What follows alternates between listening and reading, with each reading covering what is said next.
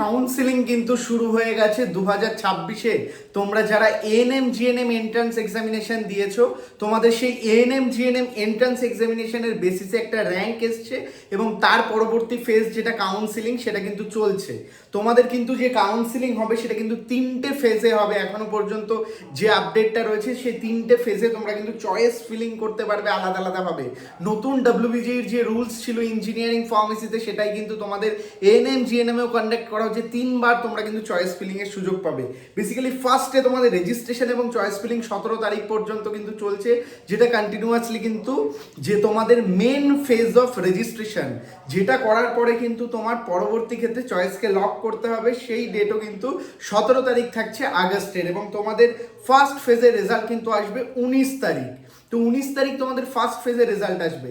কি বৃত্তান্ত, কি করতে হবে, কাউন্সিলিং চয়েস ফিলিং কতটা গুরুত্বপূর্ণ, সব কিছু জানাবো। তার আগে অবশ্যই সাবস্ক্রাইব করে নিও, তাহলে কিন্তু এখান থেকে তোমরা প্রচুর আপডেটস পাবে।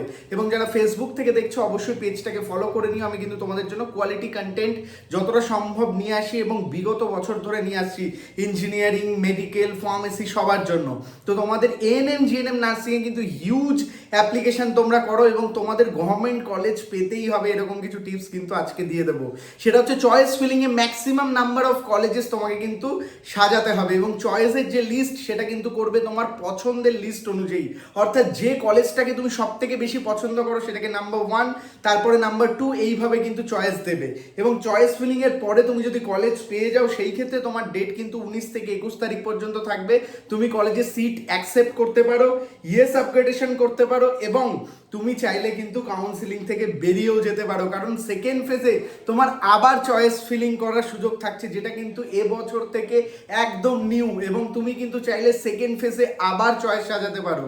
সেই ক্ষেত্রে তোমার প্রথম ফেজে তুমি ইচ্ছা মতো চয়েস সাজালে মনে হলো যে এই চয়েসগুলো ঠিক নয়, সেকেন্ড ফেজে কিন্তু তুমি আবার চয়েস ফিলিং করতে পারো। তার ডেট কিন্তু থাকবে 22 থেকে 24 তারিখ এবং সেকেন্ড অ্যালটমেন্ট কিন্তু বেরোবে তোমাদের 26 তারিখ।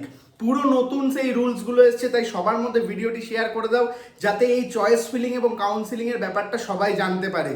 তো সেই ক্ষেত্রে তোমাদের সেকেন্ড অ্যালটমেন্ট কিন্তু বেরোবে 26 তারিখ এবং সেম অ্যাজ ওয়েল অ্যাজ কিন্তু থার্ড ফেজ অফ রেজিস্ট্রেশনও কিন্তু তোমাদের হবে এবং থার্ড রাউন্ডের কিন্তু চয়েস ফিলিং থাকবে 31 তারিখ থেকে 1 সেপ্টেম্বর পর্যন্ত এবং তার যে পুরো প্রসিডিওর সেটা কিন্তু চলবে সেপ্টেম্বরের 6 তারিখ পর্যন্ত। নার্সিং কিন্তু খুব ইম্পর্টেন্ট একটি কোর্স এবং তোমাদের জন্য কিন্তু এএনএম জিএনএম যেটা করতে চাইছো বা ডিপ্লোমা নার্সিং, সেই ক্ষেত্রে কিন্তু বিরাট সুযোগ রয়েছে। এবছর 3টি ফেজে কাউন্সিলিংয়ের নোটিফিকেশন রয়েছে, এরপরে কিন্তু মপআপও থাকতে পারে।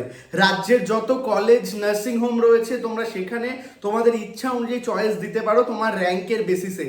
এইবার এই যে চয়েস ফিলিং, এই চয়েস ফিলিং বা র্যাঙ্ক তোমরা কোনটা কলেজ পাবে না পাবে তার জন্য কিন্তু তোমাকে কাট অফ স্টাডি করতে হবে এবং প্রিভিয়াস ইয়ার রেকর্ডসগুলোকে ফলো আপ করতে হবে। সেটাও কিন্তু তুমি পেয়ে যাবে ওয়েবসাইটে। কাউন্সিলিং শিডিউল সেটাও কিন্তু রয়েছে ডব্লিউবিজির এএনএম জিএনএম এন্ট্রান্স এক্সামিনেশনের যে পোর্টাল, সেখান থেকে কিন্তু তোমরা পুরো প্রসেসকে ফলো আপ করতে পারবে ওয়েবসাইটে। সেখান থেকে পুরো সমস্ত কিছু চেক আউট করে নাও। একদিন সময় রয়েছে এখনও ফার্স্ট ডের রেজিস্ট্রেশনের, পুরো প্রসেসটাকে কমপ্লিট করো। পরবর্তী ফেজে তোমাদের যে রেজাল্ট আসবে তার বেসিসে তুমি জানতে পারবে তুমি তোমার কলেজ পেয়েছো নাকি গভর্নমেন্টে। আশা করছি তোমরা সবাই কলেজ পাবে।